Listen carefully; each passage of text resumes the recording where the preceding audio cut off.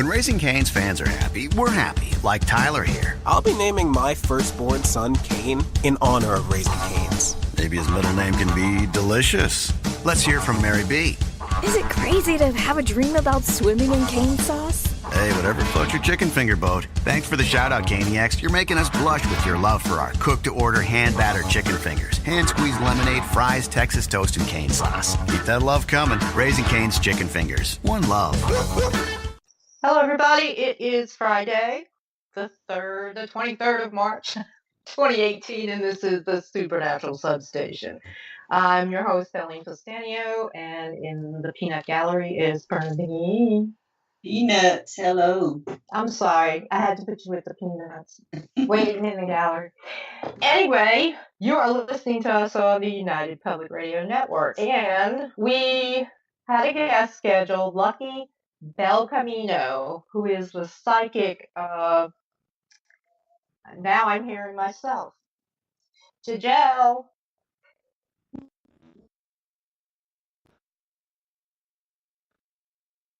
Let me see if this, hang on, B. All right, that's there was a mic open somewhere. Anyway, we're back. Crap, every mic. Joe is giving me the Mercury retrogrades. All of a sudden, everything went on. What was I saying? Oh, yeah, Lucky Belcamino, who's the psychic of the Lizzie Borden house up in Massachusetts. She can't make it because she's got, what, the cancer? Yes. She talked to you, not me, right? So she has, Yeah, and so long and short of it, since we will not be here live next Friday, we're going to do our paranormal roundup tonight. Lucky folks, lucky you. So we had two guests this month because there was another cancellation with Mr. Hill, but we'll get it straight. I don't remember I remember we had the author, what's her name? Newell is her last name. Cindy Pons Newell. Sorry. It's just like, I got your back. She was the author of Attached. We need Zeke now. We need Zeke. Zeke's got to come up in here now. Okay. He took our brains. Okay, and then who was before her? Yeah, I had a great time talking to her. Cindy. I could see her last name. I just could not remember her first name. She was the author of Attached, based on true events. And then we had David Barrett. And David was last week. Yeah, the Scottish paranormal investigator. Mm-hmm. Yeah, he was great. Awesome guy. Yeah. So basically, I mean, we've got some stuff to talk about, but as you say, there's always something. I should have a pre-recorded voice in the background. Like if I had all the gizmos in front of me that Joe has, I'd be like, making Echo Bot and stuff like this, Facebook, jackass of the week. Well, let me start by confessing to you, Mother Bernadine. Okay. I almost backslid. I almost threw somebody's ass down in Holt Cemetery this past week. Don't do it. Here I am in Lent, unshriven, and wanting to do voodoo. Hoodoo. I mean, doll baby hoodoo, where the ants eat the little doll. I mean, coffin mirror magic, burying her ass at the crossroads. So tell us, what did she do? Let me tell you who she is first. Okay, a lady on Facebook, I hope right? bitch is listening too. Jan Clifton, somewhere in Australia.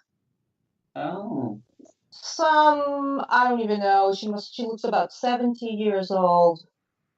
Anyway, like I've said before, I've got a lot of boards that I, just subscribe to that have interesting stuff. I don't even remember what this was, something like Paranormal Hauntings or something, and it actually was a pretty interesting board. It had a lot of good stuff. And somebody posted the question, and this is serious. We'll talk about this. Somebody, sorry, I had to take a sip. I was getting pissed again. I'm gonna chew this can up. somebody posted a question about suicides, right? And what happens to their spirits. And everybody, was contributing and all this other stuff. And somebody took it to where they said, what about these people who choose to die, and go with assisted suicide? And my comment was basically, in a nutshell, that I hadn't really 100%. I'm on the fence about that. Where, in the discussion that we were having, I was on the fence about it. I'm not sure. Because in my experience, and I have had research, and I'm going to send this little archive along with all of this so you can listen to it over and over and over. I've done research. Miss Thing. And it's like a, So anyway, I just basically said, I don't know, because yes, I have looked into it. No, my father wouldn't have chosen to die that way. And in the instances that I've seen, when the people choose to go, when the people are choosing, assisted suicide over living, in every instance that I've seen videos, I've read about it. It seems to me that the families are accepting, but they're not 100% accepting. It's something like, if I tell you Mount Everest is so and so high, and we just have to accept that as a fact, right? There's nothing we can do to change it. So evidently, what I was saying was, a lot of times these people make up their minds to do things. In one instance, the guy was like younger than me and you, and he wanted to die. And I don't know whether I'm coming from a position of faith or whatever, but it seems to me, in the context of that conversation, that it's almost as if, I don't know, you can tell me your opinion. An unexpected, unplanned suicide, right? You have the evidence of it. It's an unplanned suicide. That person chose to do the most courageous thing possible. And I'm not backing it up as, it's courage to do that, but it takes a lot of courage to put a gun to your head or in your mouth or know that you're doing it. And it's almost preferable to have it be unexpected, because you don't know, to having somebody like plan it for a year, and then you're going to take these little pills and they're going to, whatever, go to sleep and die. Most recently, I read about a couple. It was people who had been married and they were both terminally ill, and they both decided to die. Okay. And look, if that works for them, but me, so, you're 57 years old, whatever. That's not 97. Between now and when I go, there may be advances in medicine. And even if they aren't, even if there aren't advances in medicine, there's still the love you have for your family. And so I basically said, I'm undecided. As you can see, I'm undecided about it. I really, I've heard good and bad about the whole situation. I really hadn't made up my mind. So this bitch, Jan Clifton of Australia, 70 years old, something about lipstick up on her profile. She comes in and tells me that my comment was the most ridiculous thing she had ever heard. She said, clearly I didn't know anything about it, and I had to go bury my head in research. And she kept going on, right? She kept going on about, you don't know anything about it. And I told her, I kept trying to tell her, it's just my opinion. And then some other people come in. She tells me, would you deny these people if they were suffering? And you obviously haven't been around anybody who's suffering. And I'm like, bitch, bitch. I watched my dad, I sat by his bed for a month. And there's an archive in the radio archives of me talking about my dad's death after I got back online, after I came back to the show after a couple of weeks. I watched him, Mm-hmm. And if somebody would have said to him, take these pills and you can just go to sleep right now, he would have shoved them out of the room. He would, because his desire was to be with us no matter what happened. And I wouldn't condemn him to any kind of like vegetative state of suffering, but as long as he's, lucid, awake, and can make his own decisions, he wanted to live. His life life is important. And it seems to me, in comparison to these people who decide that we just can't handle it anymore. And I basically said, I think sometimes I feel that that is a selfish choice, right? That is a cowardly choice, right? Because we don't pick when we're born. And as far as I know in our lives, really don't pick when we die. We're going to do that. We were born and we're going to die. But this idea of controlling the circumstances, I understand that people are in a lot of pain, right? And so, Miss, So was Jesus on the cross. right, more pain than we can ever imagine. All right. But Miss Clifton comes in and basically tries to make an ass out of me, and she really did push me. And when she said, "You don't know," we're talking about assisted suicide. You don't know anything about watching somebody die.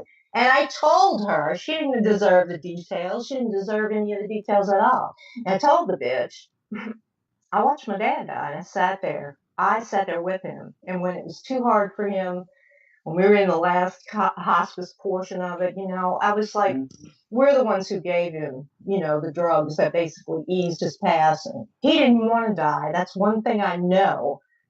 I know he didn't want to die. He wanted to live. He wanted to be here. He knew he was sick. He knew he could have been debilitated if he made it through. And yet he wanted to be here. And to me, that's courage.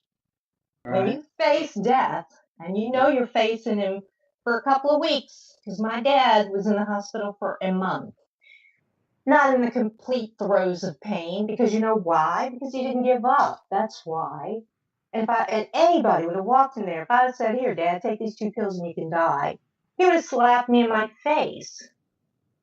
Yeah, because these days they do have medication for pains. They keep them comfortable in hospice. Yeah. And I mean, that's what happened. I basically told the I think it's a control deal. They want to control what day they go, just like people are starting to try to control what day when their children are going to be born. I mean, to me, it's a natural transition to come into the world, a natural transition to leave the world. Is how it should be if it possible. I mean, I know they do have different circumstances, but to control the date if you don't have to me, that's a control thing. Well, and insofar as burying my head in research, which I say she can bury her head right up her ass, and I'll get to how much of the, it really, never mind, I'll get to what I said, but basically, I've listened to the families, and there were a couple of instances and a couple of situations where the wife had sat there. This is it. I'm watching YouTube videos and everything about this, and the wife had sat there. Yeah, and she said, it's what he wants. He's into the. And the guy is like completely whole. He's got, I don't know whether it was testicular or whatever kind of cancer. He was fine. He was tossing a ball and all this other stuff, but he was going to die like in a few hours. And they were having a party. To me, that's kind of a narcissism. That's kind of a selfish narcissism. Like, I'm going to choose to die. And the wife was, I'm okay, up till the last minute. And the daughter was, we're okay, it's what he wants, up to the last minute. And to see those people in that kind of pain, because they both broke down, to see those people in that kind of pain and to still continue that, to not say, I'm going to do everything I can to stay with you. I'm not going to hurt you. I guess I've made my decision about it. It's, and I hope it doesn't come back to haunt me, but I hope it haunts Miss Jan Clifton. I think she should get ready. I'd like to assist her. You know what I mean? There were some people that wanted to go at their timing because they felt they would be a burden later on to their families. True. Which, if your family really loves you, you're not a burden. Absolutely. That's exactly right. And that's depriving your family of that time too. That's depriving them. And what's it teaching the children coming up seeing this? It's teaching them, like, if somebody had a baby at the time, oh, your grandpa decided to die on such and such. It's To me, it's the product of the world that we're in, right? It's a product of a basically godless world, a world. And they travel a long ways to do that. Yeah, they got it. Well, not everybody does it, so yeah. Up there with the rest of the screwballs on Australia, where, I hope Miss Clifton is put out to drift on a plank so that a shark can eat her. Okay, she's in Australia, or maybe some big ass spider will crawl out and whatever. So when I related the details about that, my father, which I didn't have to share, she said I was lying. That she thought it was something I made up to save face on there. That I was lying about what I said. That she didn't even think he was dead. And at first, I said, well, yeah. I said, well, I think that might come as a surprise to him and my mom and my grandmother who were in the tomb with him, that we put him up in the tomb. I was tempted to send her a picture of the grave that I have. So she assumes you're lying. So she just tells me I'm lying. No, this is the mentality that we're dealing with. She's going to tell me, just like she's going to let people tell somebody else, okay, you're going to die. She's going to protect their right to whatever. Look, if these people want to kick off, that's fine. Okay. I'm just saying it's not for me. And no, neither of my parents, well, my mother really basically took that route. Okay. I mean, she was in a tremendous amount of pain. And they gave her two options: to manage the pain or try the radical chemotherapy. She tried the radical chemotherapy. She passed into a coma and within 2 months was gone. Right? My dad was a fighter. He was not one of these enlightened, elitist plebs, with all of this bullshit. In the end of it, if you don't want to live, then get the hell out of the way, basically. Let some baby live or whatever. But the thing that crossed the threshold with me was that.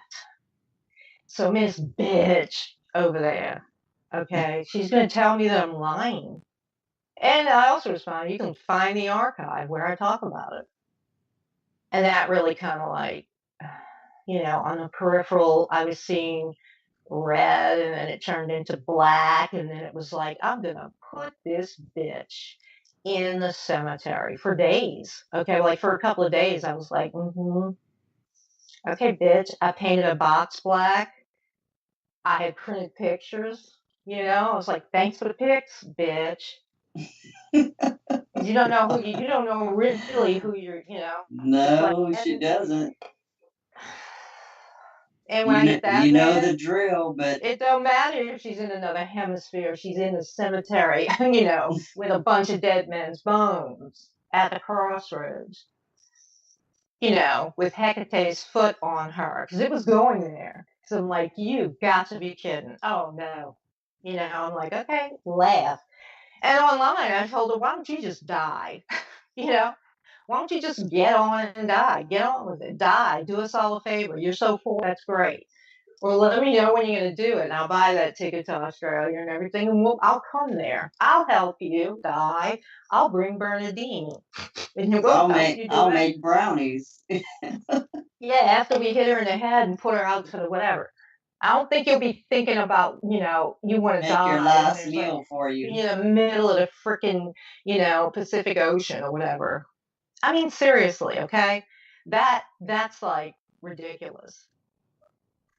Yeah. Not even ridiculous. It's the height of rudeness, okay? And there's a lot of rude people on Facebook, and I really at the bottom of it, I don't care what she thinks, but the fact that she heard the details of my father's death and then told me I was lying about it, okay?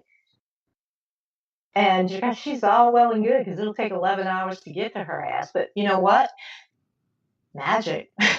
Magic don't care if you're in the southern hemisphere. They don't care. Magic has no They don't even care if you're already in the cemetery because I can do that shit to y'all.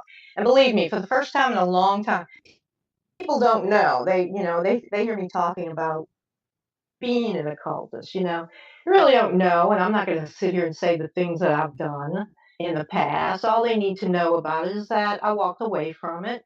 I don't feel like I need to do that. And the path through occultism and through understanding uh, my early life in the home that I was in, the demonic hauntings that I've survived, and everything since then, it's led me right back and made my faith really a whole lot stronger. So I suppose my anger was in that as well. That to me, that is a particularly secular point of view. You know what I mean? It's like there's no God in that. There's no anything in that. Um, whether my dad was laying there and we did use his passing, or somebody is sitting there and I'm going to take the pills or whatever. I'm going to check out. To me, my dad has more courage. My dad was a courageous man. Oh, he wasn't a great man. He didn't make $1 billion. He didn't any of this shit. He looked, I mean, he wouldn't look twice at her, even at 90 or whatever. He wouldn't have that. And he was sort of a lounge lizard after my mom died. But he would be insulted if I said, Dad, there's a way out of it. He would say, are you crazy? Even if he knew that he was going to die the way he did. Which is it wasn't a particularly terrible death. It was drawn out, but he never was alone at any point in that. There was always me, my daughter, my brother, my sister-in-law sometimes, okay? Somebody was there with him all the time. And never once did he say, I can't take it. I won't take it.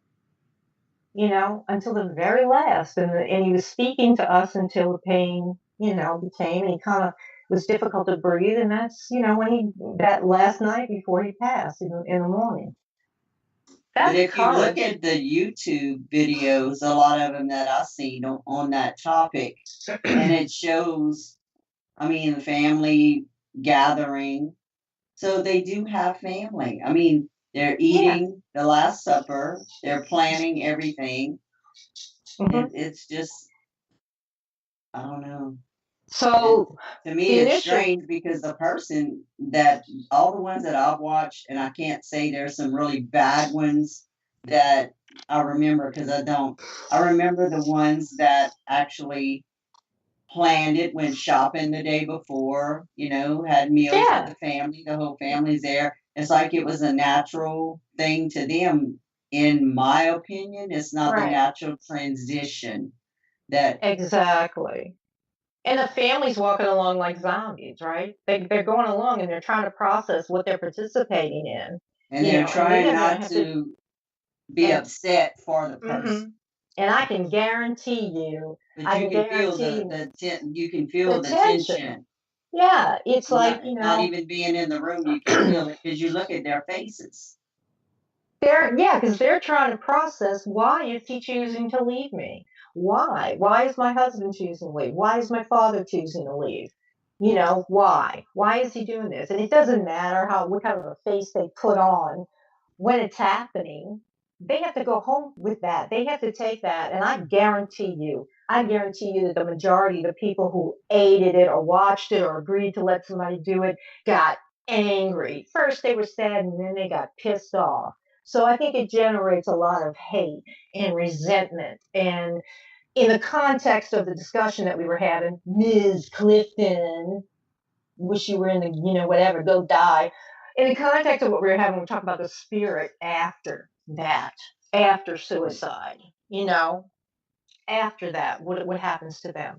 Someone who commits suicide, let's see, we've talked about it. In a lot of instances, there are attachments, there are spirits attached to them, driving them to it. Let's take Kurt Cobain, okay? The 5th of April is coming up, okay? And that was the day that he shot himself, right? Mm-hmm. He was a heroin addict, and he fought it, and he fought it. And he lived with another heroin addict, Courtney Love. And they had this lifestyle that they had was just, whatever. And he couldn't beat the heroin habit. Like you and I know, there's all kind of spirits attached to that. All of the spirits that are trying to live vicariously off of that addiction.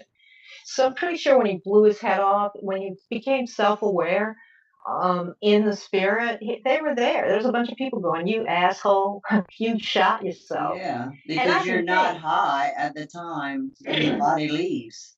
Well, he shot When your up. soul Shot up leaves a your lot. body, I don't think you're high No, anymore. if you couldn't get more clarity than at the moment that you awake in, you're self-aware in spirit, that's when clarity hits. So you have to think, Mr. Mental Giant, that taught at Berkeley, and he's just too good to die like everybody else. He's going to, make his family go through this shit. What do you think was happening to him on the other side? The Catholic Church says, or they're relaxing it a little bit, but no, they still have, you know, God's canon is set against self-murder. That's still they're getting to where they can allow cremation, but suicide, because that is interfering with the plan for your life. And I don't think it's just that superficial. I think it's the assumption, it's the act of stealing that away from the Lord, saying, "Oh, I don't care. Your plan is wrong for me. I'm just going to leave now." You're Okay. trying to write your own book, the beginning Right. and the end. Right. And why? Because you don't want to go through cancer? You don't want to go through it? Yeah, you're going to suffer. But you know who suffered? What's waiting on you? You choose to do this, and guess what you're throwing away? Eternal life. I mean, people can laugh and whatever at me, but you're throwing away eternal life.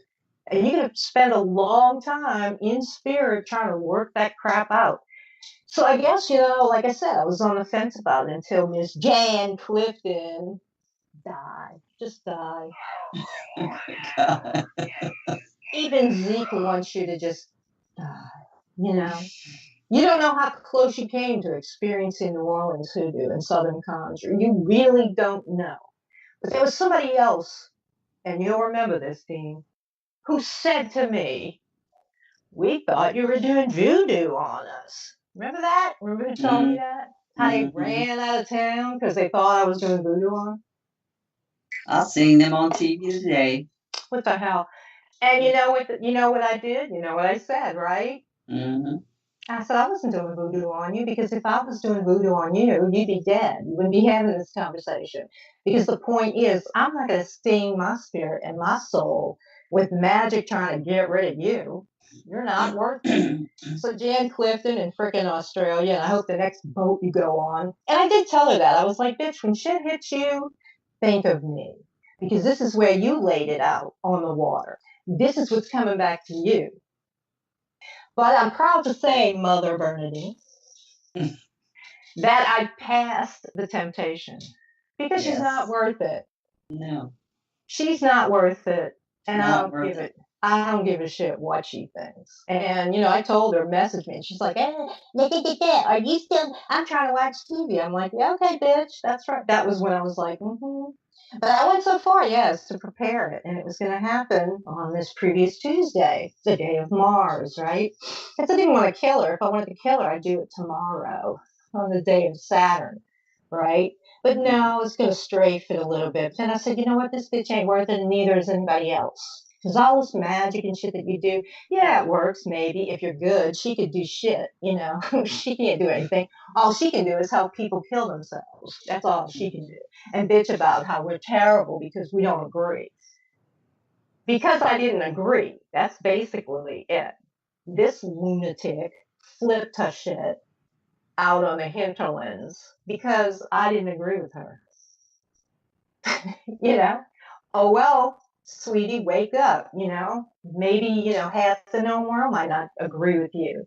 Get over it. And that's the attitude. That's that self-aggrandizing self-importance. Like, how could you possibly? I'm going to help these. I'm going to be so noble and help these people die. That's murder. Well, they'll That's still be right. waiting on you when it's your time. So And go they'll say, ahead. "Bitch," and there's going to be a lot of them if you help them more than one. And it's like, "Oh, you're such a terrible person because you've got two old people or an old person in such terrible, terrible pain." Well, that's part of the physical reality. I don't know what lays at the end for me. I don't know how it's going to go, but I hope I have the courage that my dad had, and my grandmother, my mama, and my grandparents. I hope I have the courage that they had, because my dad is the most courageous man I ever know, and seeing him go through that proved it. How important we were to him, that he wouldn't even dream of leaving us unless God said it's time to go. Right? Right. That's just, you met him, you know my dad. Yeah. I mean, we never got into these deep philosophical conversations, and we didn't have to. He didn't have to act like he was courageous or anything, because he was. As simple a man and uncomplicated a man as he was the bravest man I ever knew, basically, in my family at least. I mean, I hope that when the time comes, I have that courage. And I have that, I don't know what, I guess, conviction and commitment, because what you're talking about just now, the process of it. And this is, we talk about this in regards to supernatural dangers, the process of grief and, what you go through and how, not to drag it out so long that you yourself become prey to attachments and, to other spirits. What do you think? I mean, these people that watch their loved one do that, and past the shock, which is the first thing, comes the anger. I mean, how do they? How do you put that in its pigeonhole? You know what I mean? Like you were saying, how do you process it? I don't know. I just think the natural transition should be the only way. I mean, I know it's not going to be that way for specific people, Yeah. that have problems. Some have mental problems, but the people that are on the assisted suicides, they have their right mind. Yeah. Because they have to sign the paperwork. Their family's not signing the paperwork. They are. Yeah. Because they're of sound mind. And it's legal wherever they are doing it, They just, it's kind of like I would think, maybe like an addict doesn't want to go through detox. Yeah. Yeah, dope sick. They know what's coming, so they're gonna take it easy, take it their way. Yeah. Yep. And coming around through occultism, etc. I mean, I know of a couple of people who, when the time comes, will be doing everything they can not to go through the death process. And those people who resist, who stay conscious enough in their mind. I'm talking about a practitioner. I'm talking about practitioners now who know what's happening to them, and then resist the passage through death. They can, as long as their body is, they or some artifact of their body still exists, and it's difficult with embalming these days. But there still is physicality there. There's still a shell, okay? And embalming does not sever that whole connection. So this spirit who is resisting and won't pass on has a body, has a place, somewhere where it can hide and return to. What's that? Well, that's how a vampire happens. But these people who resist it knowingly and do ritual and prepare themselves against whatever, it's almost like the same thing, only different. They know they're not going to be able to prevent their death forever. I mean, it's unavoidable. You're going to die. But once they're in the death process, they're still conscious. They see and hear everything that's going on. And if they resist and they hang around, then they become the thing that feeds on the energy of others. Right. It's not to be resisted. I mean, life is just so. I guess it's the whole thing across the world these days. It's like we look at the past week. Was it this week with the turtle and the puppies, or was that last week? I don't know. Last week. I mean, but and since then, okay, there's people dying. Every so many seconds of the day. All right, anywhere, somewhere. Jan Clifton, you ought to be among them. We'd like to count you in that number when the Saints go marching in. Bitch. Yeah, already done had, huh? So, as RuPaul was saying, yeah, I watched the marathon. So yeah, I'm a little bit back in my my little bit of a smart ass, whatever. But I'm gonna say, yeah, hurry up, get going. And then I said, oh, well, why don't you hurry up about it? And I said, let us know so we can talk to you. We can do EVPs and we can talk to you. And she's like, yeah, I'll let you know. And I was like, I was like, you do know you have to be dead for that, right? I said, so die. go be in that number. And I told her, I said, I said, you know what? You're a topic on the show this week. I said, we're going to be talking about you. I'll see you Friday. And I was like, yeah, okay. I'll tell my friend, meaning you, to bring her FLIR, okay? I want you to be dead by Friday. We want to talk to you on EVP, and we want to see you on thermal camera. And we'll play it on our YouTube channel. Over and over and over. And we'll say, Jan Clifton is dead. And guess what she did? She helped a bunch of people murder themselves. So what's she? A murderer. So step aside. You hear that crack, that lightning, and there it is. And, but wherever she is, she's probably laughing because she's so secular and she doesn't believe, these people are they've risen above the chains of religious belief, the chains of faith. And, well, there's one chain you can't break, and that's cause and effect. And so I think that in the past few days thinking about it and here and now, I really can't come out 100% in support of that. If someone is in the throes of agony, and I'm not just saying old people, okay, someone, let's say, who was in a fire, and the chances of recovery are just, they're not, what I mean, almost burned alive, impaled, or, these terrible accidents and stuff, that the quality of life is going to be so drastically changed, then, maybe, I don't want to see any elderly person suffer extraordinary pain, but the clowns I've seen are not even waiting to get elderly. A couple, one of them was the couple that I read about more recently. They had been married for like 67 years or something. Mm-hmm. And I kind of thought about it. The man wanted to because he was in excruciating pain and she was also sick. But, I thought about it in a way. I was like, even if there was no assisted suicide involved, that when he passed, they had been together for that long. She'll pass right. And actually, she went first. She took the medicine. And then he followed her. And it is, I guess you just go to sleep. That's what they tell. That's all they can say, okay? Because they don't know what's happening to you once you take those pills and fall asleep.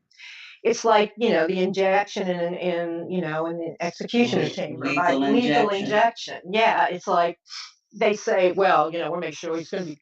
I don't think they should have it, especially for some of the crimes that they commit. But you know what? He's like, they're giving it to him. They're stopping their heart and all this other stuff. And as soon as you're there, as soon as you're gone from here, you're there. It's the blink of an eye, and then suddenly it's like, purgatory. It's kind of like the Catholic concentration camp. Mm-hmm. Which level will I be on? Yeah, and we've got Pope John Paul sitting there, pointing like Joseph Mengele. You go here, you go there. I don't want to make light of it, but that's the human condition. That's physical reality. And they are the people that choose us in are control freaks. They want to control it, and for the reason I can't imagine hurting my daughter to that extent, to say, well, I love you, I've been with you all your life, but I'm ready to go. Bye. That's it. And I think that she would gain more of going through the experience of my death, honestly. She wouldn't let me, suffer in travails of pain. She wouldn't do that. And she wouldn't squirrel me away in an old person's home or old people's home or anyway. But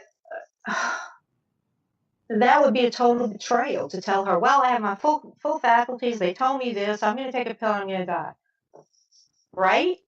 Look, my mother, when she had terrible ulcers, okay, this is really kind of what started her physical problems, other than the spiritual problems that, are I've written about.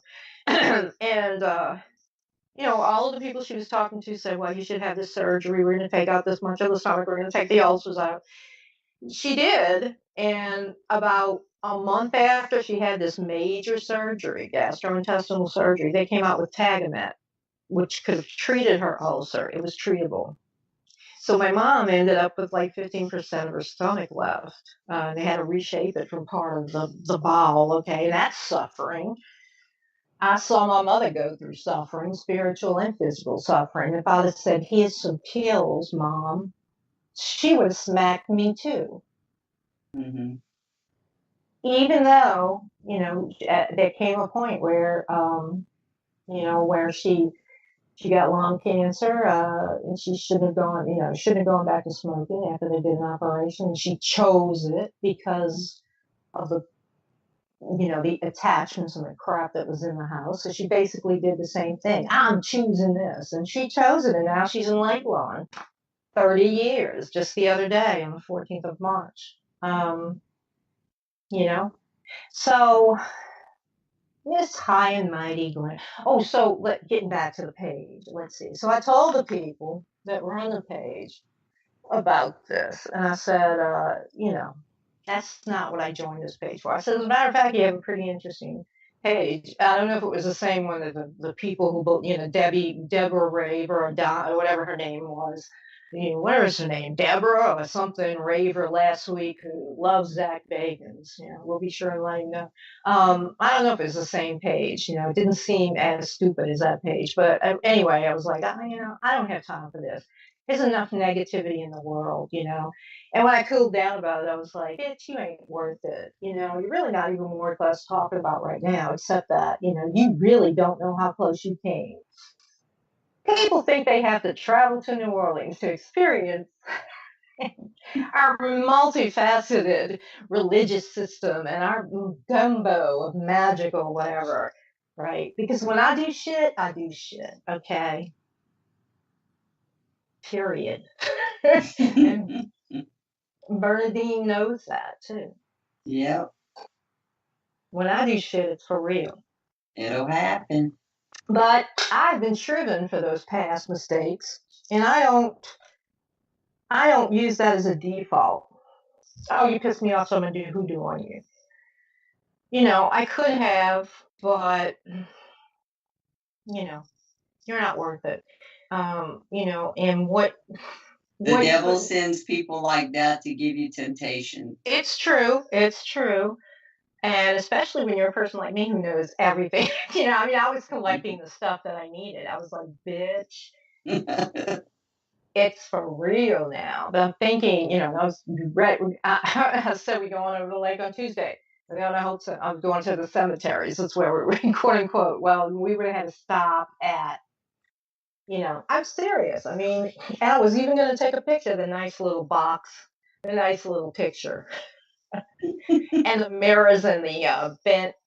And none of it's illegal. Right. Especially, it's encouraged here in New Orleans. That's right. You can get other people to do it. I could have gone down to Sally Ann and said, here, put this bitch over here. And she would have said, okay, let's leave it there. Put her on Dancer's Holder, the thing is, people are so used to insulting each other on Facebook. They're so used to social media that they think that they can just say anything. I got accused of that, of being behind. But you know what? If they were in your face, they wouldn't have the balls to do it. No, because she'd have swallowed all her teeth, believe me.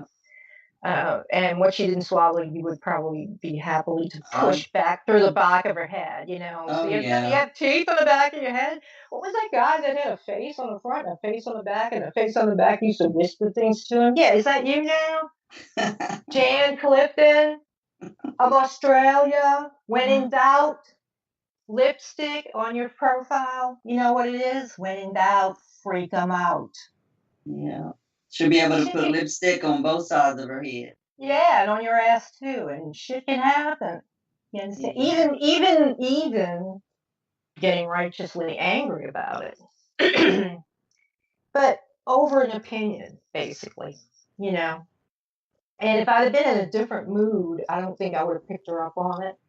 And then having talked about my dad's death, it aggravated me even more, And normally, I usually, like, F you, I'm whatever. And I really don't care what she thinks about me or she thinks about what I think about anything. And I guess that's a difference. I won't kill anybody. I won't help anybody kill themselves. If I can prevent it, I will. And it's because you and I, Dean, know the dangers, know what people can walk into unbeknownst, for one know thing. what's on the other side. Well, I know it's on the other side, but we know also what can drive people into suicide and injuring themselves and stuff. Just a lot of crazy stuff. But if you're an individual sitting there lucid as hell, and you're not on your medical marijuana or any of this, and you say, I just feel like dying, on February, whatever. I'm going to die. They tell me this terrible thing. What if... what if it's a misdiagnosis? Yeah. Yeah. You have 3 months to live. And I bet a bunch of them never got the second opinion, And I would like to think that somebody on the other side, like, oh, I don't know. How about the Archangel Oriole says to them, stupid, Mm-hmm. All you had to do was ask 2 other doctors and you could still be down there, Or what if it's a week later and they have a breakthrough treatment or a way to, use, I don't know, artificial intelligence or something. Not that I advocate that, but still. The point is, as long as you're alive, you can make choices. It's free will. Your family can make choices. As long as you're alive, you're able to love and to share and to give, even if you're not even interacting with them. It's the reverence of the life that you live. I didn't sit by my dad's bed because I had to. Anybody made me. It was what he deserved of me for the life that he gave me. That he was there when I came into the world. I'm going to be here when he leaves. And he's not going to leave until God calls him. Because Lord knows my dad had a couple of chances there. And if he would have been Joe Blow over there, oh, I'm going to kill myself, he would have been gone long before that. The answer, Miss Clifton, is that my dad was suffering. Terrible. It was hard to watch. He suffocated in his own fluid. He had congestive heart failure, and I watched him basically strangle or smother to death. And to me, knowing that was the courageous thing, not the 2 or 3 little pills. He went through the natural transition because he knew that was the right way. Exactly. And no matter what. My dad never hurt anyone intentionally in his life. And I know if there's anybody in heaven, he is there. Believe me, he is there. All your clowns and all that, you help along the way and whatever. I can't say where they're at. I mean, as a Catholic, a Roman Catholic, and you don't even need this because the NDE victims, near-death experiencers come back and say, that they've seen the segregation of spirits, from other spirits. That's called purgatory. And that's why they're brought back to teach others. What if there was some who are terrible people? In other words, I don't know, let's say a pedophile that never told their family about it, and harm people. Maybe they're not doing it right then and there, but in their life coming up, they kept it a secret and they never told, they were never forgiven for it. And they never We're going to take it to the grave. And then, and then they're diagnosed with some kind of terminal whatever, and they said, well, I'm just going to kill I'm just going to leave, I'm exiting, Well, Bernadine and I are here to tell you, you don't get away with that. And you just added another sin to it, because that's sin. And I don't care if you're a New Agey, whatever, or you're a devout Roman Catholic, of the Latin Mass traditionalist, you are going to have to answer for everything you do, including the very last thing that you do, in addition to the very first things. And you're going to see it. They're not going to judge you. It's not their place to judge the spirits that are around you, but you're going to be segregated. You're going to be in a place that's set apart. And you won't be able to find anybody that you knew. So, I mean, what if, some of these people were just like, they carry secrets with them. I guess it's a good thing. And you have free will. I mean, and that's what keeps a lot of the earthbound spirits here, their free will. because they're afraid to cross over. Right. Exactly. In So I fear would of say judgment. that those old suffering people or that young asshole, youngish asshole, educated, whatever, in Berkeley or whatever, no, they didn't, they chose death, but they haven't experienced it. They didn't go through the process of experience it. And when they get on the other side, we've talked about that too. So it's, different times during our guests and talking since we've been doing this show, the spirits that leave their bodies and go to the other side, whatever way, they can be oppressed too. And if you remember from Catholic teachings, if you if you have anything between you and a person who dies, now I'm not talking about assisted, I'm not talking about bitch Clifton over here. Um, if you have anything between you, that's why there's so much counsel to settle things, wipe the slate clean. Because if you hold any kind of enmity toward a person that died that you didn't work out, or at least you didn't confess yourself, okay, your continued hate or disgruntlement with that spirit causes it problems on the other side. It can keep them chained from progressing. So, because this energy here in the physical world, you're carrying that around. I'm so mad. I hate you. I hate her. And I didn't get a chance to say, whatever. Or, you didn't get a chance. You're the dying person. You didn't get a chance to make things right. Well, you just may find that that's kind of like a chain. And it does make you more likely to be attached by spirits on the other side. I'd like to say that bullying doesn't go on the other side, but bullying does. And the more powerful spirits, negative entities, in discarnate humans that have been out there for eons and are nothing less than devils, plus, evil inhuman spirits that have never been physical, they love that stuff. They love it. They love it. So why would you leave? Yeah, why would you leave with the last sin in your soul? The sin of taking your own life, of self-murder. Why would you do that? When, there's enough information around to give you a sense of what might happen to you on the other side. I mean, we believe, we know, whatever. That alone, Dean, I mean, it would keep me from doing anything stupid like that. Yep, I'm scared. Well, I mean, I'm scared of that. And you want to have all your ducks in a row. And back in the day, that was a reason not to die unconfessed or not to die unshriven, because you die in your sin. So, but it's such complicated, reality or alternate reality that all they can think of is here, here, here in the physical world. And all they can think of is, oh, I don't want to do that. I don't want to go through that suffering. I don't want to, I mean, I hope, like I said, I hope I'm strong enough. People learn through suffering, though. And if it's not, the person that's suffering that's learning something, it's people around them that have to learn something. There's lessons in everything. And you're robbing your loved ones of that. Right. And you have basically told them, it's okay. I don't care. I'm going to do, no, not it's okay. Well, what if they feel that way when they get that age, or if they have that problem and everybody wants to just check out early? It's just not okay. Well, the alternate that we're gonna have is, and I know we had Isaac Weishaupt on a long time ago, but we're going to be able to upload our minds into AI and all those other. That's the other. Man, since the very beginning, and knowing that they are under the curse of death, that we are under what you would say the curse of death, right?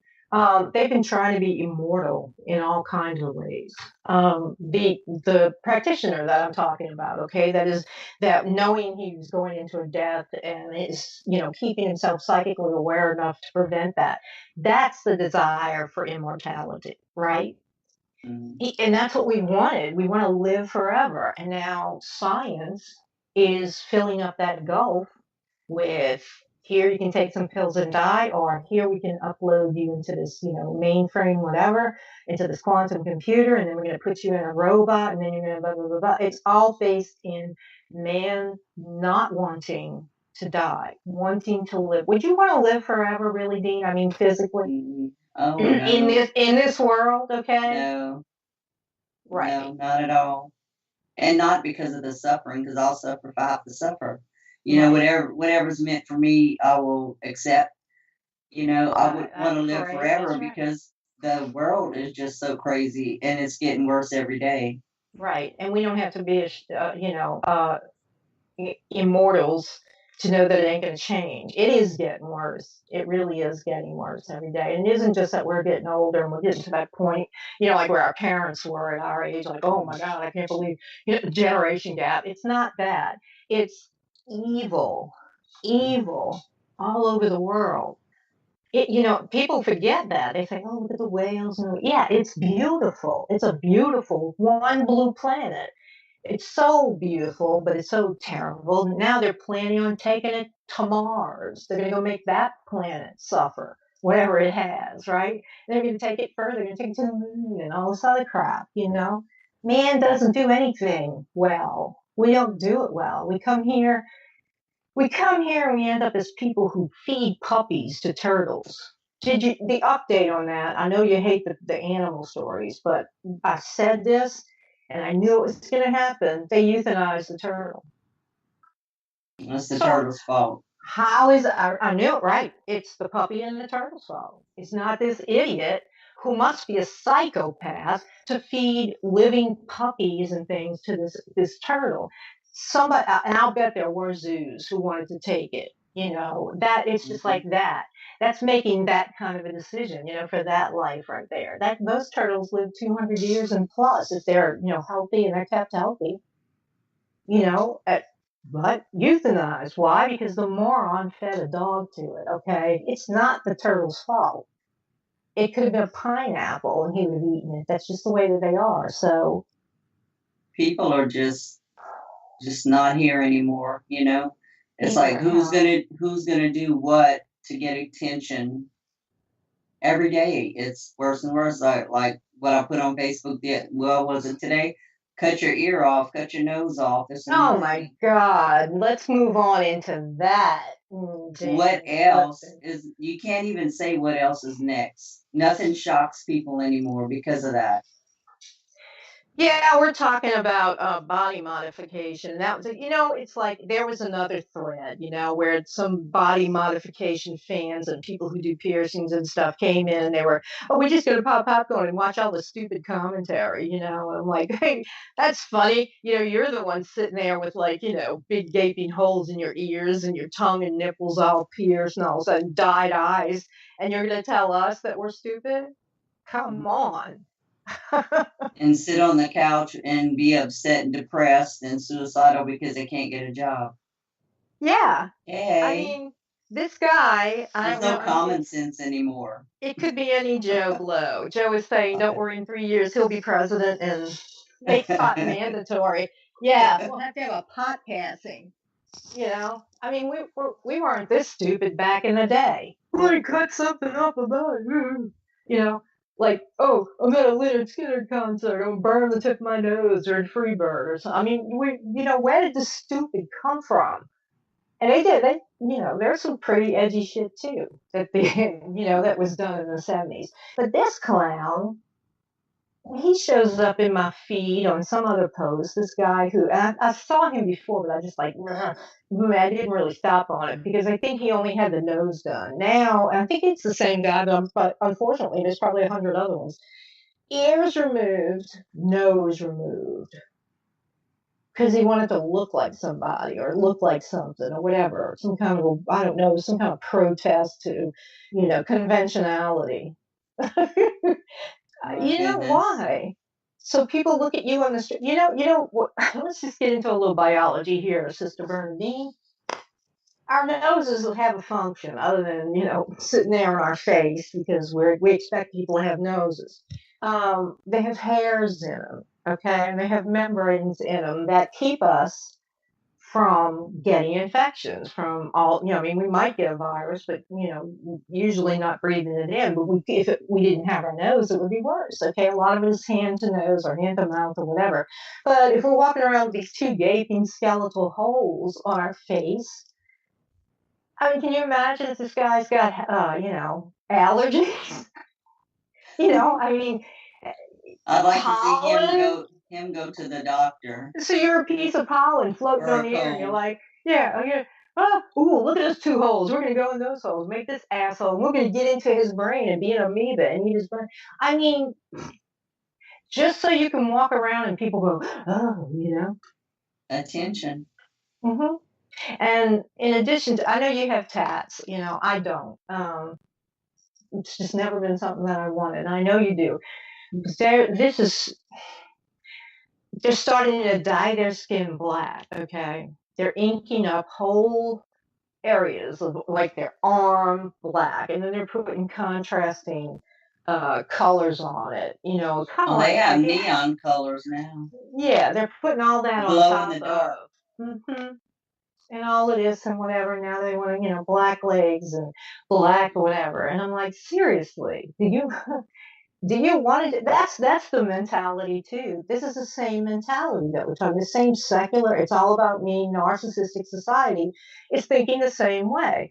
Okay, you do this, and you're whatever 20-something years old. And you're it's so cool. Blah. I mean, think of the shit that we did when we were 20-something. Okay, then when you're like 30-something and you need a job, and you don't know how to do tattoos or piercings, you might know how to stick piercings. Your portfolio's shrinking. I mean, Right. not even a coffee shop is going to hire you with a gaping hole in your face. Okay, it's just not even that asinine coffee shop in San Francisco who wanted to kick police out. Law enforcement. We won't serve them. They're not going to hire you with no nose and no ears. You frighten people more than the police. That makes me think of those assholes probably would hire those assholes. Yeah. What is if the world would change for the better and people would be more mellow, have all these natural medicines and things, it would get better, just say, and they'd have our generation and younger in the nursing homes, no noses, earlobes hanging down to their boobs, The doctor comes in and says, "What's the problem here?" And they start working on the nose or something. Oh my God! His nose is going. No, it's been like that. It's his spleen or his liver or something else. I mean, God. It makes you. It doesn't make us. 15 minutes of fame, dude. You got it, okay. But it's not going to make us go, "Hey, that guy's really courageous. He's courageous. He took his name." It's the same. And then it's the Ken. Have you seen the guy that's the living Ken doll? Yes. Now, this may not sound supernatural, folks, but I'm going to tell you, this has supernatural in it. Right. What do you think is leading these people into this crowd? 7 deadly sins. Well, just evil. Just casual evil.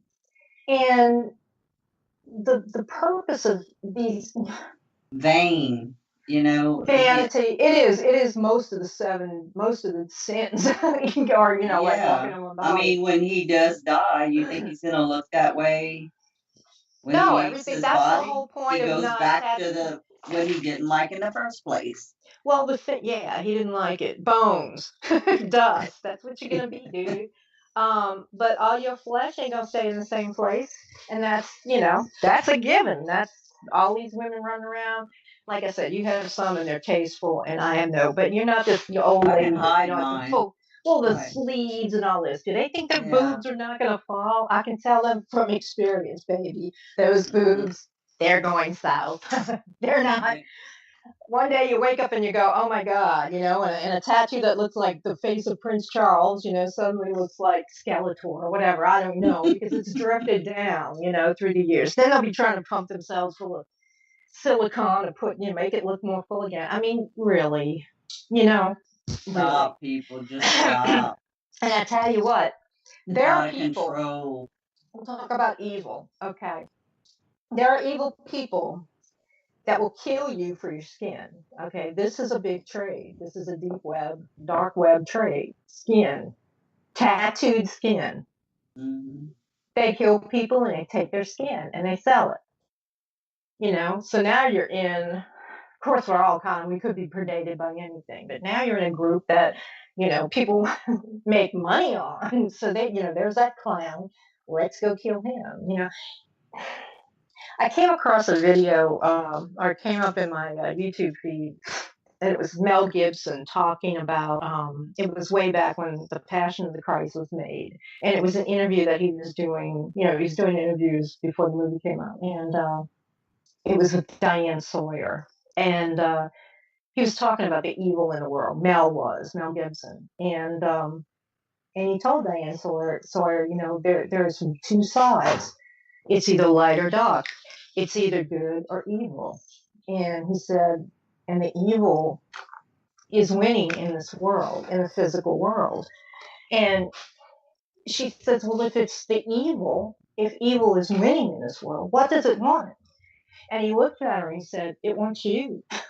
Correct. It wants me. And she was like kind of taken aback. It wants anything it can get. And he's right.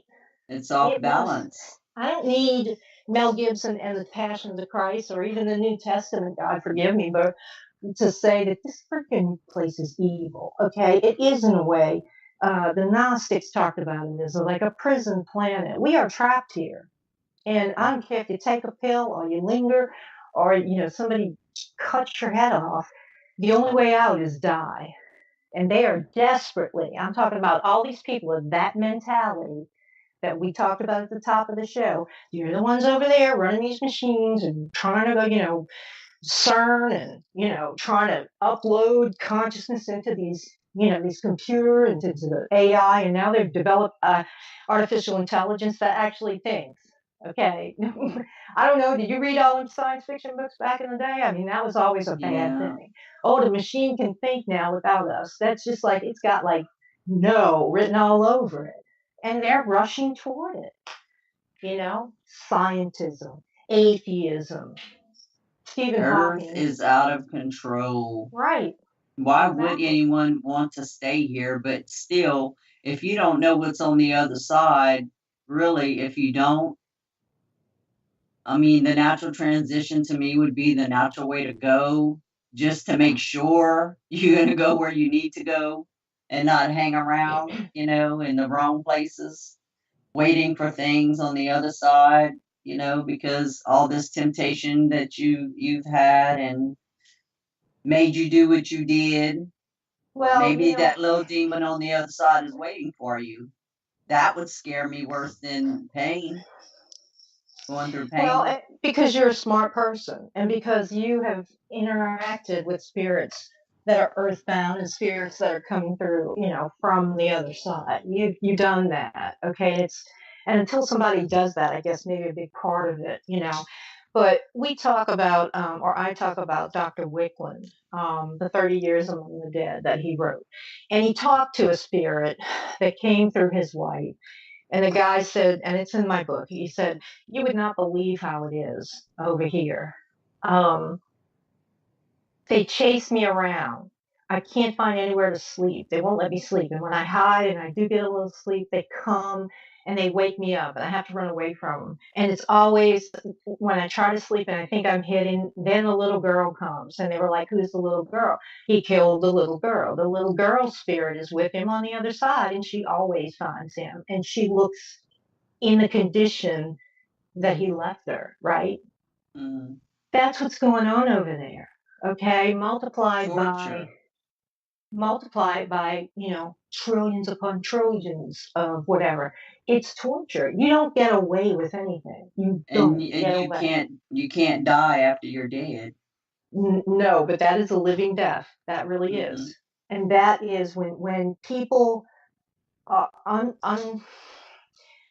when people are unsuspecting or dismissive atheists I'm thinking about, or these secular humanists, and whatever, and they're dismissive of it. They're in the worse condition than anybody else. At least if you believed in something before you died, you kind of had an idea that spiritual reality exists, and this is how. At least you should know how you don't want to show up over there, okay? But if you just believe this bullshit all your life, and you denied even the voice inside of you, way deep inside of you, telling you, that you're wrong and there is something, well, guess what? A lifetime supply of, torment and torture. And those spirits get attached to the earth because they're trying to get away. They can't go on. Nothing will let them go on, right? And they're stuck there. So they begin to turn back toward physical reality, right? So that's what they do. Do you want to be that all your life just because you were too freaking scared? I don't know. It's crazy. It's ignorant. It really is. But you can't tell someone how to think. You can only show them and hope that they see, but you can't tell someone. I can't tell you that what you feel is wrong. I can't tell the next person. I can give my own opinion and why I don't think it's right, and why I wouldn't, if faced with that choice, make that decision. But in the end, I can't stop anybody from doing it. But when you get somebody, and I truly believe, and we can talk about this too, social media, I mean, other than the atomic bomb, it's the worst thing that's ever happened to civilization, to society. It is the worst thing. It is. I mean, look, like you're saying, you don't want to see anything to do with animals, okay? So instead of the animals, you get this guy in your feed or whatever. You can't avoid it. It doesn't matter. Even if you go and you don't go on Facebook, you get crap. You get news, you get pictures. You can't, you go on your phone, you go on your computer. It just happens, it comes to you. The only way to avoid it is to be a hermit or just go completely unmechanized. Live in a van on the beach. No social media. Be a gypsy, yeah. Sorry. And they have people turning to that because of all of this. But, I would be more scared of not knowing what's going on. Well, around me. That's one thing, yeah. But people are. Then you have there's the dumb. Then you have the problem of seeing it and denying it that it's happening in front of you. Because I don't know. I think it's the worst thing that's ever happened to us. Okay, it's way past the town crier. And if you look into it and you look a little past it, if you look into things like the quantum computers and um, again CERN, and then the uploading of our consciousness, and what Elon Musk is doing, the guy that's shooting rockets off the earth, and he's going to be one of the ones that's going to ferry people to Mars and all. It's going to be ingenuity, civilian ingenuity before the military that's going to do stuff like that. And who do you think's going to get to go, right? It's going to be the really rich people who can pay, and bully for them if they want to go and die on Mars. But when they have this mass exodus, those of us who can't afford it, oh, poo-poo, oh, too bad, you're stuck there with, in hell, basically. This can't keep up. It isn't like tomorrow the world's going to end. I mean, it may, but we are definitely on a downward slope. We think we're going up, and we're just heading to our complete demise. That's just it. And the internet and technology are not our friends in this. They're simply not. There's a whole school of thought that came up early, at the end of the 19th and the early 20th century, that predicted this. And Rudolf Steiner wrote about it. And it is the incarnation. We think of the devil, let's say the devil, when people say you picture the pitchfork and the fire and all this other stuff. But the real problem, the real devil, is going to incarnate itself from the cold distant, disconnected reality, non-reality reality inside our computers in the cyberspace that we have created. Why would we think that we've created this? All this, and it's all fueled by energy, right? Why would we think that we've created this and that there's nothing that will take advantage of us, that we can control it and it's nothing that will take advantage of it except us? And this man predicted this in 1924. He wrote about the incarnation of Ahriman. Ahriman being the cold spirit, the opposite, sort of the Saturn spirit of retribution and punishment, and basically your karma. And he warned that it will get to us in our minds, and we're exposed to it every day we go on the computer, we're exposed to that. And all that evil that we see out there in the deep web and the deeper web and the Mariana Trench web and all this other crap. Now we're wanting to take that energy and that power and put it into something else with our own consciousness, a vessel, receiving it with our own consciousness so that we can live forever, right? So then they're going to mechanize us into some sort of new proto-human. And people say hell and brimstone and all this, hell, eternal hell is black and cold and dismal. You are alone. You may as well be sitting on the end of an abyss. And the only things you will ever interact with are those. We talk about them a lot. You know who they are. It's the great ones, the opposite side of the tree of life, and the doorway to them, the hypercosmic demons. Hey, you want to say it's demonic? Try that. You're stuck in a box, but you're in their kingdom. I mean, people have said, why do demons exist? Well, that's one of the reasons why, because they're popping their knuckles and working out because they keep getting people again and again. And when the thing all comes to a big old conclusion and whatever's going to change the entire world, there are people that are going to be with them forever. I mean, like, you cannot conceive of the forever. Forever. Forever and ever and ever and ever. It ain't going to be no They bright, want to be happy. immortal. That's what it is. And look, if you think hell is fire and brimstone and you're going to be in a lake of fire, if you believe that, they'll make it possible. They'll help. It makes me think of Emerson, Lake and Palmer. Welcome back, my friends, to the show that never ends. It's the devil and all of his demons. And it's like, you hear this creature, this dog in the background.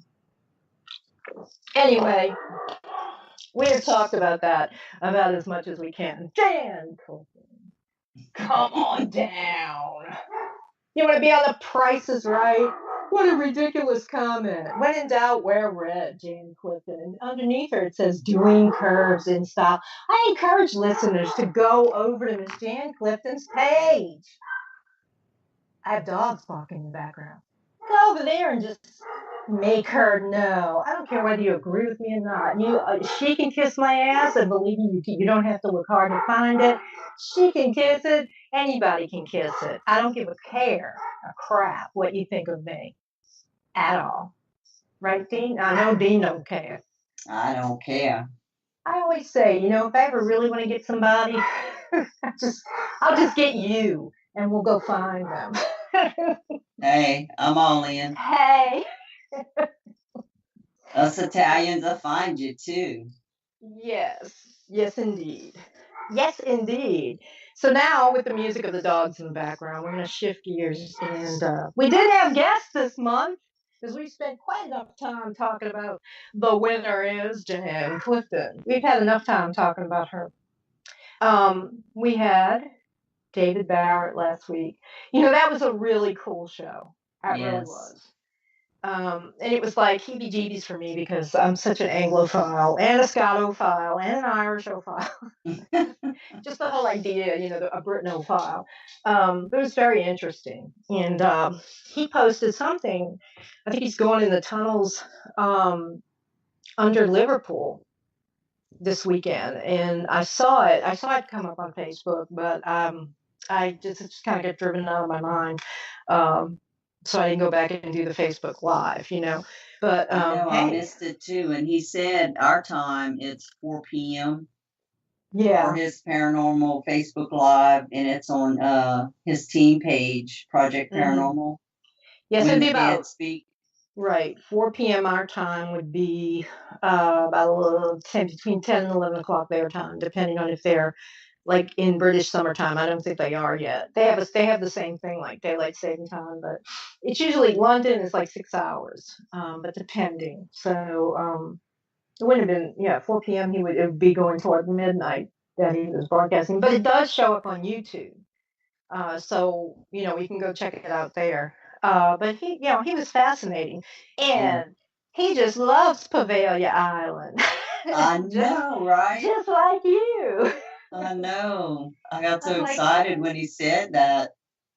you got to get together. No, I'll just stay on the dock and eat popcorn and candy, and You'll wait for us to come back. No, I would go. I mean, I would go. It's just that it's I don't know. Have you looked at it lately? The last time that I looked, it was like completely cordoned off.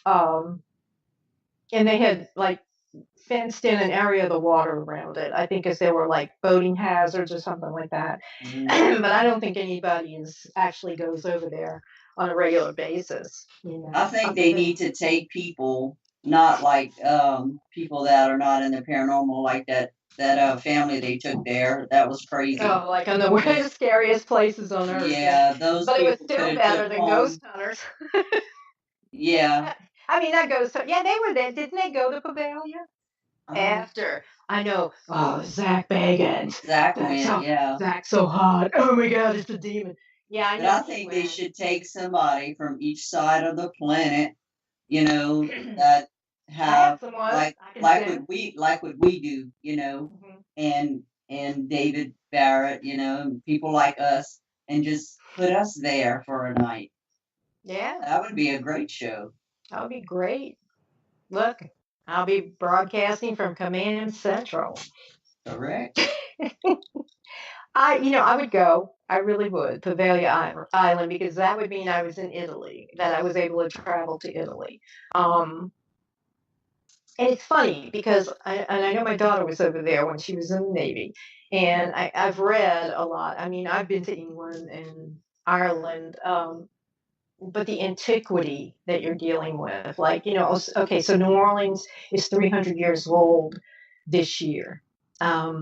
And that's kind of like, wow, 300 years, of it took it that long to get killed, but I'm not going into politics. But anyway, 300 years, and we look at it. But I mean, we're talking like in Rome, okay, thousands of years. We're talking millennia. I mean, it's just, it's such antiquity. And so you go to Pavalia, and Pavalia Island was where they cordoned off I'm not slave, listen to me, again, politics, leave me alone.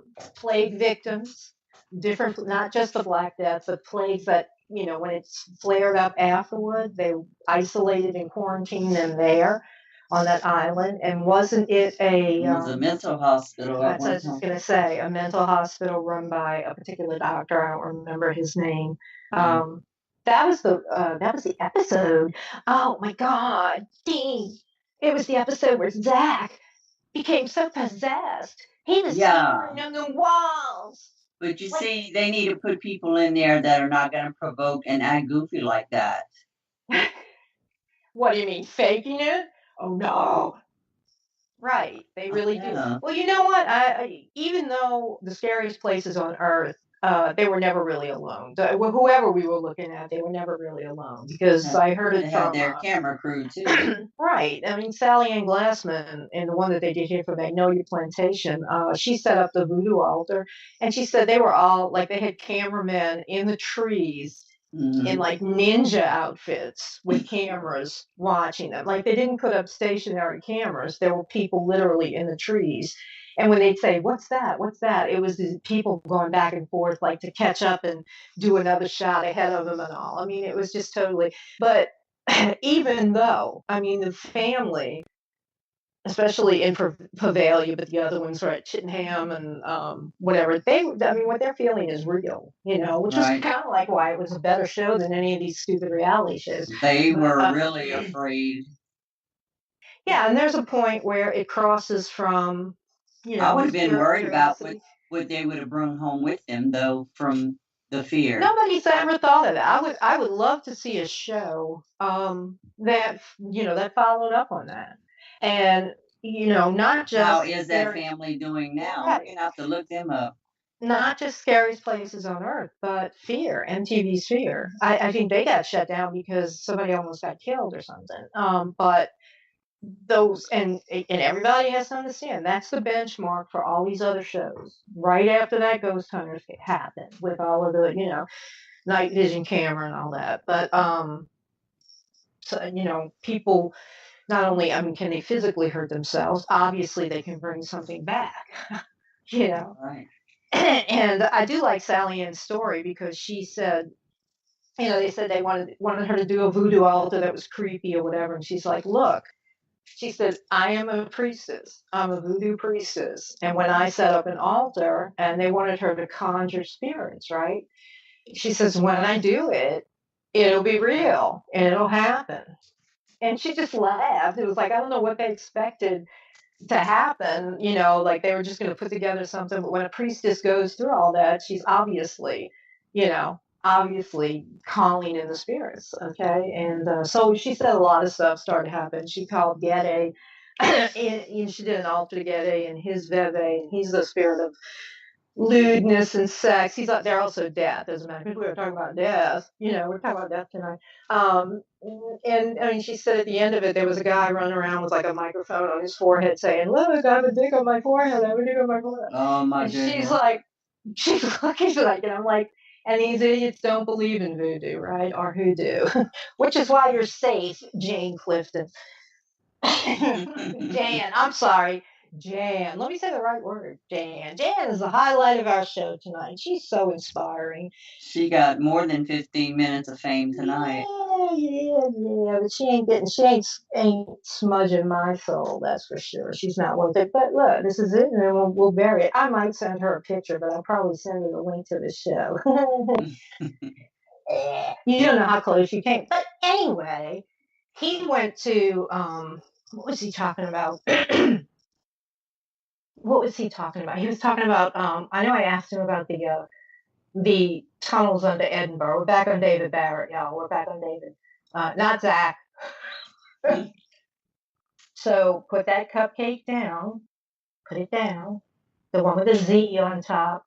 See, I hope that little girl, made the Kool-Aid and went and made those cupcakes for her little Zach Bagan fan club. But anyway, David Barrett, getting back to him, he was talking about the Edinburgh tunnels. But the thing that I liked that he spoke about was the Covenanters prison and the monk house, which is unfortunately was a place where paranormal lockdown went too. But I mean, he's been there. He's on the ground there, and for him to say the things that he did about it, and that in Dracula's castle, because my daughter went there when she was in the Navy. They that side of Europe. They went to Croatia, they went to Bulgaria, they went to Romania, and she actually went to the castle. And wasn't that the place where he said, he wanted it to touch him or something? He said he had kidney stones ultimately from that.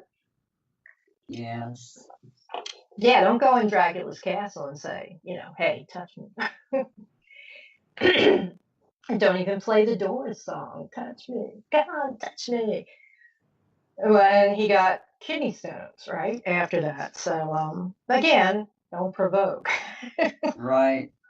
We're going to have to come up with, like, little brochures and handouts that we publish. Don't provoke, and why not? Seriously. So, I guess I'm going to have to start saving pennies and dimes so we can go to Pavilion. Oh, man. Yeah. I don't know if figure something out. I don't know if you consistently watched Most Haunted with Evie the Blonde. That was the English show. I can't. Garrick Core. I can't. I know, with the beeping and the... They bleep and curse every 5 seconds. I can't.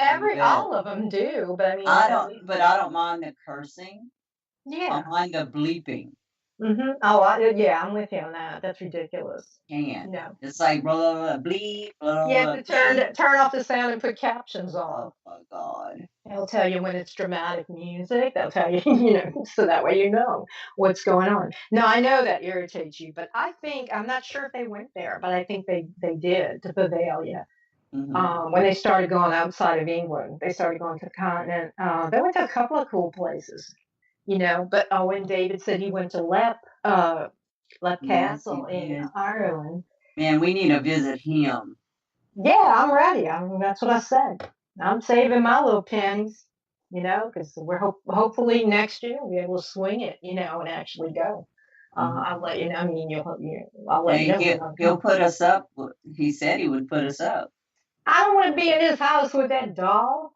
Them dolls he collects Oh, all that's over. I want to true. be in I there with the. forgot. He had the whole museum. I'm afraid. No, I don't want to be in there. Whether when I went to England, the last time I was there was back it was before the '90s. Okay, and some friends of my cousin said we were in London and then we were going to go to Dublin, but we had a couple of days in between. And so her friends invited us to stay at their house. It was November, okay, and when we had been to Canterbury, it started to snow. So it was a snowy, ice cold, and they didn't believe in having heat on at night when you slept. What? Right. They didn't believe that. Okay. They believed it was healthier, just to and it was like, I couldn't tell, it was like Celsius. I don't know what that is, but I know it's cold out here. I remember sleeping with every piece of clothing that I had in the suitcase. I mean, literally, I put my coat on. My cousin says, "Oh, you gotta go to the bathroom." I was like, "You go to the bathroom. I ain't even going. I'm not sitting on that seat.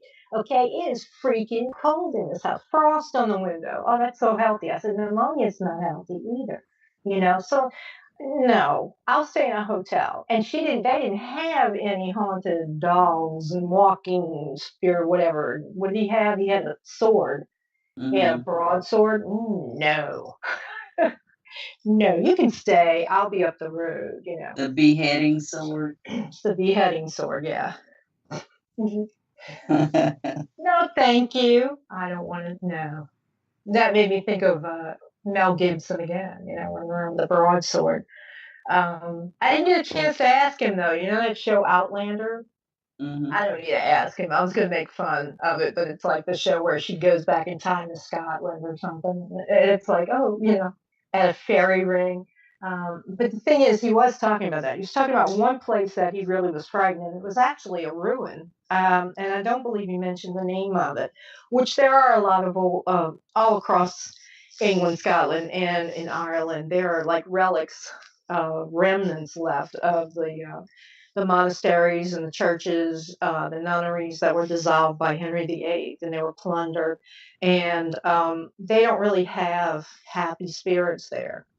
The pieces that are left of them are magnificent. Some of the cathedrals and everything that were just left, to rot. But they basically, I mean, Henry went in there and took all their stuff and kicked them all out, and said, that's it. And this Church of England, that's it. We don't want you. So, I mean, I think that would leave a lot of angry spirits just hanging around, Right. And so if that was one of the spots, and typical of people here, there, and everywhere. If it's abandoned, let's go do magic. Let's bring the Ouija board. Let's draw a circle on the wall. And it won't follow us home, and it won't any of that, and it won't jump into any of our bodies or anything like that. Let's go do it, right? And let's provoke. The last place I want to be is like on top of a moor in northern England, let's say, the remnants of Hadrian's Wall, and somebody's got near the remnants anyway. Somebody whips out a Ouija board. No, no, no, no, thank you. I'm going to the pub. Because Yeah, sometimes we'll at the pass. pub, Sean Bean sometimes shows up in that pub. So I'm going over there. I don't want to talk to any dead Romans. But what I was getting to was he was saying, there was the ruin that he went to, and there was evidence, obviously, of some like sigil or something that was on the wall. But people laugh. We've talked about fairies, and we've even encountered people who are haunted by fairies. But it's so thick in England. It's ingrained. And they have a real force, particularly in Scotland, because there are areas that, and all across Britain and Wales, that people have left undisturbed because of fear of offending the spirits there. And they'll say it's a fairy mound, or that's a place of the fairies, or, there's a well and it's the spirits attached to it. And because it's built up terribly. It was industrialized terribly. But if you get out into the country, some of these places are, pretty undefiled. And you can go like this, to Stonehenge or something. But you don't even really need to do that. That's fairy magic, and it's still very potent in England. And a lot. Nature magic is still uninterrupted, and it's of such antiquity. But you get this feeling like when you walk into that cathedrals. I was like, I'd like you to see Canterbury Cathedral. It is just, it takes your breath away. It's like it's been there since the 8th century or 10th century. It's just impossible to take it all in.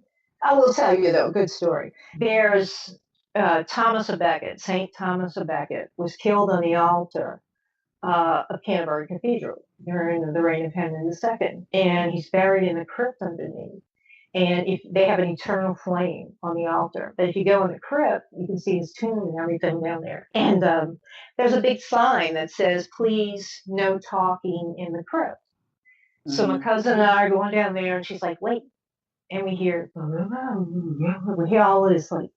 And she's like, and I'm like, "Oh my God, what are you doing?" And we're creeping, we're going up to the crypt, and there's these two old guys sitting in there, and they're just talking that, that English, that thick dialect, and they're just not paying any attention to the sign. And it was so cavernous, but not in a tall way. It was just very, it had a lot of range or a lot of open spaces because it was basically the crypt. It was echoing everywhere. And she and I were like, no. Okay. We had already been scared on the Jack the Ripper tour, okay? Because we're like, oh no, I don't need the ghost of Canterbury now. But, even those spots, people have been attached. People have been followed home. And David Barrett doesn't seem to mind it, but I wouldn't have, just out of, not because I'm scared, but I wouldn't choose to have a sword in my house that's been fed that much blood. You know what I mean? Right. I just don't. And other artifacts like that. And I don't want any dolls. No dolls. No dolls. Voodoo dolls. Voodoo dolls. Or dolls. The ones you make, of course. Yeah, they're not just they're not just for display. No, I've sworn off all that. But yeah, he's good, and I recommend everybody goes watch his live thing, even though we forget or forgot about it. And then we had Miss Newell, and she was like, that was a great conversation. Okay, she was like, "Oh, tell me about New Orleans." I'm like, "Wait, who's interviewing who?" Seriously, though, if she comes, I would prefer her to let us know. Because it's taking your life. It's the Wild Wild West down there right now. So, right. And we just had Tom Benson die, owner of the Saints, and everybody that we told, we heard it first because Amanda gets her updates from a local TV channel. And we're just like, oh my God, we're sitting in Firehouse Subs. And we're like, oh my God, Tom Benson died. So we were telling the people, and they heard it here first. And two men, different times, said, wow, that's going to be a legal fight. Because, there's all this drama about he's left the Saints to his wife, the Saints and the Pelicans, and she's in control of the estate. And the children were already fighting with him over it the past couple of years, which probably helped him, put him into his grave. But there's going to be the lawyers are probably just, rubbing their hands in anticipation of that, which is terrible because he's an estimated $1.9 billion worth, and he started out in the neighborhood where my dad started out. Yeah. And it's like, I don't understand people fighting over money like that. And it's something that you can carry into the other world too. Avariciousness and greed will keep you tied to the physical world as quick as anything else. But we'll have to see how that goes. He was a great guy. I mean, gave a lot and everything, but I don't think there'll be a ghost of Tom Benson. Unless somebody went to it at the Ursuline, he had the funeral in St. Louis Cathedral. And I'm not talking about supernatural right now. I'm talking about watching it on TV, and they get his coffin out of the hearse. There was a beautiful black casket, right? And I don't know who the pallbearers were, but there was this one short, gray, old guy, okay? And he was like on the end, one of the ends. And they're trying to haul this thing up the steps, and they've got Drew Brees, Sean Payton, a couple more saints, a few pelicans, standing there as quote unquote honorary pallbearers. And this old guy going up the steps, he almost dropped the coffin. Oh my gosh. Like, Drew Brees must have been clutching his hands, going, "Oh my God!" So I was like, they got these guys standing there? Let them carry the casket. I mean, those are the saints. So the old dude carried it out too. But it's like I was watching. I'm like, oh, he almost tripped and fell and would have hit the corner. I don't know. I guess it's screwed tight. I don't think anybody would have popped out. But I guess we're going to start seeing the ghost of Tom Benson now. Who knows? Well, hopefully he crossed over. And you know what? Yeah, he did. And Joe's in the room giving us the time. But you know what? He caught the flu. He had been sickly, and he caught this flu that's going around. It's been terrible for children and old people that get it. And that's ultimately what killed him. He was 91, I think, 91 years old. Yeah, he was born. My dad would have been 90, same year. So he was going to be 91 this year. And I know that he did not tell Miss Gail Benson, "I want to die. Give me those pills. Bring in Jan Clifton and those pills so that I can take them and leave my family and leave the saints and leave the world." Wow. 91 years old. Had more courage than you do, Jan Clifton. Death is coming. He did it the right way. He did it the only way that's courage. The natural way. And you only have courage like that if you have faith. If you have faith. You have courage like that if you have children that you want to live, that you want to be with them until the last nanosecond that you possibly can. You don't want to leave your child. You don't want to leave your grandchildren or any of that.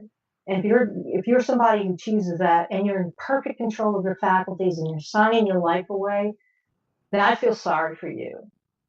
And to me, that's a sin. And to me, it's a sin to help them. So, talking with you, Dean, over the past couple hours, I've made, it's really cleared my mind about it. I'm not on the fence anymore. I think it's, cowardly act. It's more courageous to take a gun and blow your brains out than it is to choose to leave your family, leave your life because you can't suffer enough. Yeah. Somebody did all the suffering for us, and we're in season with it. So anyway, we're in near the end of the show. I will not be here in the next couple of whatever. So next Friday we won't be. It is Good Friday, but I'm stacking up some stuff for you to listen to. And the following Friday, I want to say Mr. Pete Haviland of Lone Star Paranormal in Texas. He's a great guest. We've had him on like 3 times. He's going to be filling in for me on the 6th of April because I'm going to have some elective surgery. And nobody's bringing me any pills. Because I'm coming out of that. So, at any rate, if somebody wants to talk to you, Bernadine, or bitch at you, or whatever, if they're that brave, where do they get in touch with you? You can find me on Facebook under Bernadine LeBlanc or my website, lspr-society.com. And if you're looking for me and I'm not on a Facebook board, you can always message me at Facebook. I do take messages from people that are not my quote-unquote friends. You can find me at AlynePustanio.net. You can buy my books there. You order through there, and I will be sending you a signed copy. I'm on Facebook, Tumblr, and do go to our Facebook page, The Supernatural Substation, and like it. And do go to the work in progress YouTube channel of the Supernatural Substation. All the shows are getting uploaded there. Remember, you can listen to us also on Spreaker and on the United Public Radio YouTube channel. If you search that, all of our shows are there because Joe's keeping up with it. Everything's going over there. So, but anyway, yeah, if you're looking for me, I'm all over the place. Good and bad, usually bitching about something. But at any rate, it's been great, Bernadine.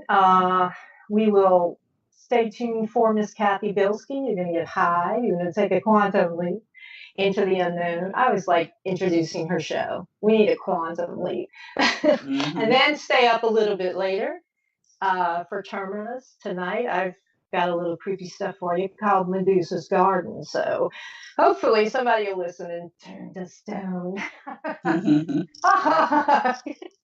Wait, I gotta work on my evil laugh. So there you go. Wait, we're almost out of here. That was great. We are an iHeartRadio partner, and you've been listening to the Supernatural Substation. There he is. The echo from the cave. The Supernatural Substation on the United Public Radio Network. Have a good weekend. See you later. Night.